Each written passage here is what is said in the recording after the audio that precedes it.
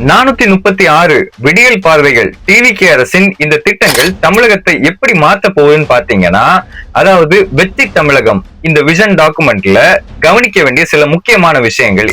கடந்த காலங்கள்ல பல திட்டங்கள் அறிவிப்புகளாகவே இல்லைன்னா ஒரு தனிநபரோட இமேஜ உயர்த்துற மாதிரி இருந்தது. ஆனால் தான் பெரிய திட்டங்கள் எல்லாம் தமிழகத்துல வந்தோம். என்னாச்சு அப்படின்னா, ஊழல் பின்னணியிலையும் அது போக நிர்வாக குறைபாடுகளாலையும் திட்டங்கள் நிறைவேறாம போயிருக்குது.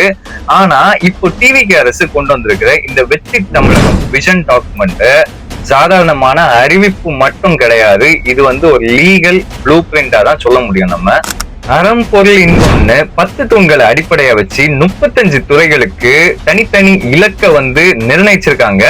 பழைய நிர்வாகத்துல இருந்த இந்த லூப்ஹோல்ஸ் எல்லாத்தையும் மாத்தி டிஜிட்டல் முறையில கம்ப்ளீட்டா வெளிப்படையான நிர்வாகத்தை கொடுக்கணும் அப்படின்ற மாற்றத்தோட நோக்கம் தான் இது. பழைய குறைகள் எல்லாத்தையும் தீர்த்து நேர்மையான வெளிப்படையான ஒரு நிர்வாகத்தை நோக்கி நம்ம போயிட்டு இருக்கோமா? இந்த 436 திட்டங்கள்ல உங்களுக்கு எந்த விஷயம் ரொம்ப பிடிச்சிருக்குன்றத கமெண்ட்ல சொல்லுங்க. நன்றி, வணக்கம்.